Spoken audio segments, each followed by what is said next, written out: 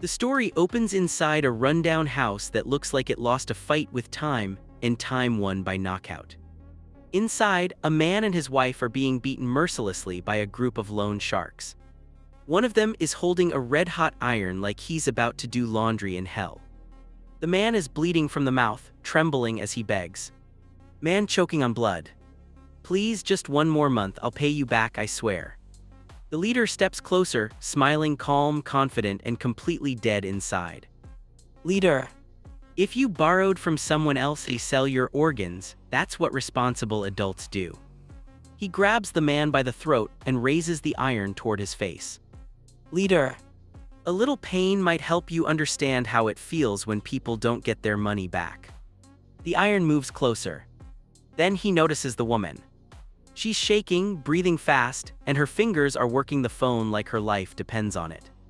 The leader snatches it from her hand. Leader, furious. What are you doing, calling the cops, calling your dead relatives for backup? He looks at the screen and freezes. She's texting her son. A message pops up. Son, Mom, where are you? I can't reach you. She had already typed a reply. Don't come home. But the leader grabbed the phone before she could send it. A slow grin spreads across his face. Not because he's happy. Because he just found a new hobby. Leader smiling. You know, killing you two is pointless. He leans in like he's sharing a business tip. Leader, but since you have a son, let's make him pay instead. The couple starts crying, begging, practically choking on their own panic. But nobody listens. The leader turns to his men. Leader, gag them, no noise, we don't want to scare the kid. Their mouths are covered. They're tied to the wall. And then, the front door opens. Their son walks in. He's a high school student. His name is Kang Sun-woo. And yes, this is the real hero of the story. Sun-woo's mother is crying through her eyes, shaking her head, trying to warn him without a voice. But it's too late. Sun-woo steps inside. The loan sharks are already positioned, waiting. Sun-woo casually takes off his shoes, adjusts his backpack like he's coming home from a math test, and says, I'm homed. Before he can even process what's happening, a thug swings a metal rod straight at his head. His mother's eyes widen. She thinks it's over. But then, everyone's stomach drops. Sun-woo catches the attacker by the shoulder and throws a punch so hard the guy's face stops looking like a face. It's the kind of damage that makes you wonder if hell has a no refunds policy. The room goes dead silent. The leader starts sweating. He understands immediately. This kid doesn't lose fair fights. He screams at his men. Leader, all of you attack together, if you have to kill him, do it. One thug charges. Sun-woo dodges like it's nothing. Another thug tries to come from the side. Sun-woo drives a brutal hit into his ribs. You hear the crack. The guy drops his weapon, gasping for air. Sun-woo hits the same spot again. This time it's not a crack. It's a collapse. The ribs are crushed. Then Sun-woo grabs the first attacker's leg and stomps down with a kick, so savage the bones practically turn into powder. 3 men are already down. A 4th idiot steps up holding a chair, like this is professional wrestling. He swings it over Sun-woo's head. The chair connects. The impact is real. Sun-woo looks at him like, that's your plan. Then he slams the attacker so hard into the wall the guy goes limp instantly. The leader can't even process what he's watching. His brain is buffering. He tries one last move. He looks toward Sun-woo's father, thinking maybe threats will work. But before he can speak, Sun-woo picks up the same red-hot iron. He grabs the leader's head and presses it against the wall. Crack! The leader's neck snaps. Silence. Not a single thug is left standing. Sun-woo is breathing hard, like his lungs are on fire. He walks to his parents, unties them. Then as he turns away, he mutters, if we weren't poor, I wouldn't have to fight. And then he collapses. A few hours later, multiple ambulances arrive at the hospital, carrying the loan sharks. Every one of them is screaming in pain. Doctors are under insane pressure. The injuries are not normal. At the reception desk, a man wearing glasses stands there watching. He turns to a nurse. Glasses man, What the hell happened? The nurse answers casually, like she's describing the weather. Nurse. A high school student beat an entire gang by himself. The man's eyes widen. Right in front of him, the lone shark leader is wheeled in on a stretcher. A neck brace is strapped around him. He looks half dead but still angry. He calls one of his underlings closer. Leader weak but furious. Find that bastard and kill him. The underling leans in. Underling. He's admitted here, same hospital. Then he smiles. Underling. No problem, Black Bear just went in. The glasses man stiffens. That name hits him like a warning siren. He immediately turns to the nurse. Glasses man. What room is the high school kid in? Nurse. Room 202. The glasses man bolts. He runs past the emergency ward toward room 202, thinking. If this is the Black Bear I know, he's their top fighter, I need to see his real strength. He reaches the door and stops.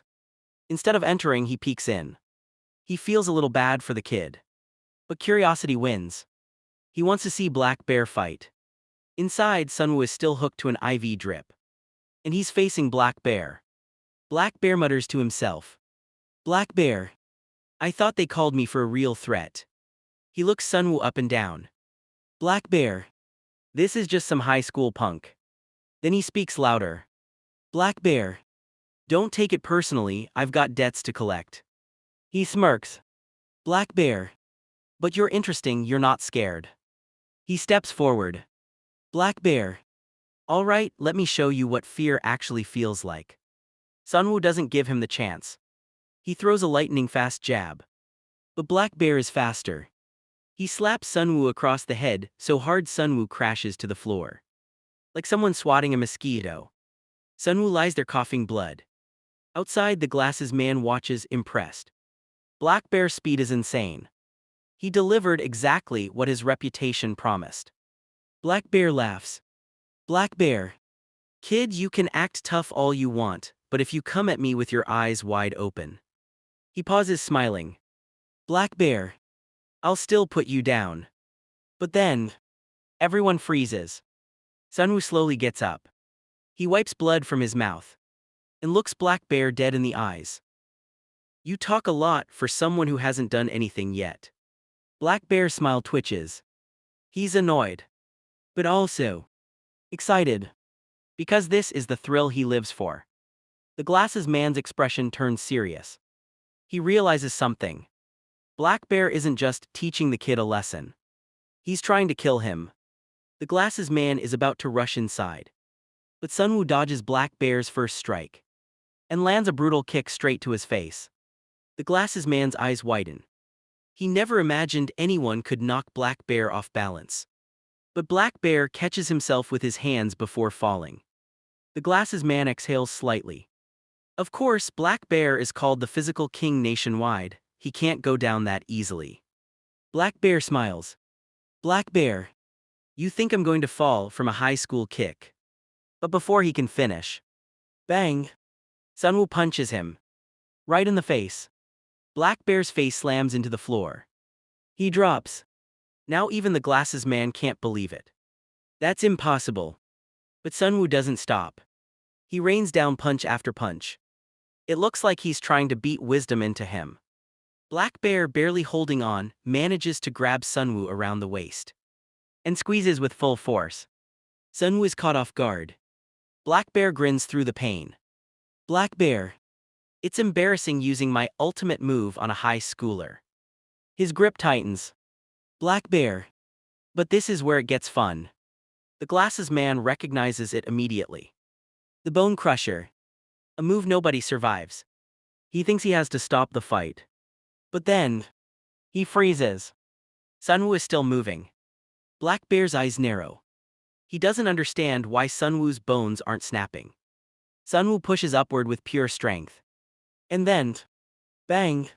Sun-woo drives his head straight into Black Bear's skull. A brutal headbutt. The impact is so violent Black Bear loses his grip.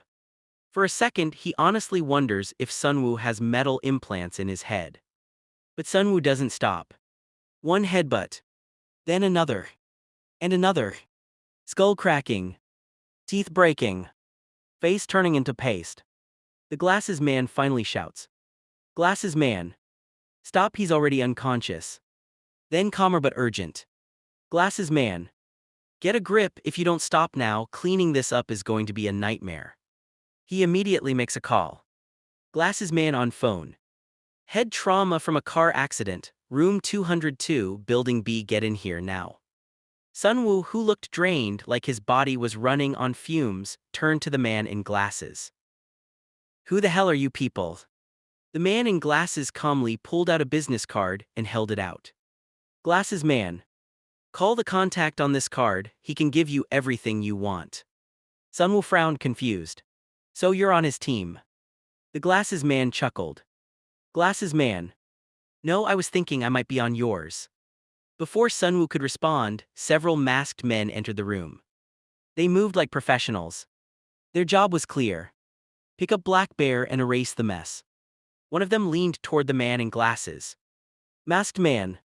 Status confirmed, want us to wrap it up. The glasses man didn't even blink. Glasses man. Make sure Black Bear doesn't regain consciousness for a while. Masked man. Understood. The cleanup began. Sun-woo sat there watching, his mind racing. What are these people? The man in glasses nodded toward the card again. Glasses man. The person on that card can give you anything you want. Sun-woo took it, but he had no idea what it meant. The glasses man continued, almost casually. Glasses man. All you have to do is fight for the one you serve. Sun-woo stared at him for a second. Then he clenched the card in his fist. Get lost. He tossed it straight into the trash. I don't need to fight for money. He turned toward the door. And I don't know what kind of scam you're running, but I'm not buying it. He walked out. The man in glasses didn't follow. He only smiled to himself. People change their minds all the time. A few minutes later. In the men's restroom, Sun-woo splashed water on his face. He stared at his reflection like it had personally betrayed him. Damn it. He ran wet hands through his hair. My life can be a mess, but I should have at least kept my promise to Mom. His voice dropped. She always said never fight anyone.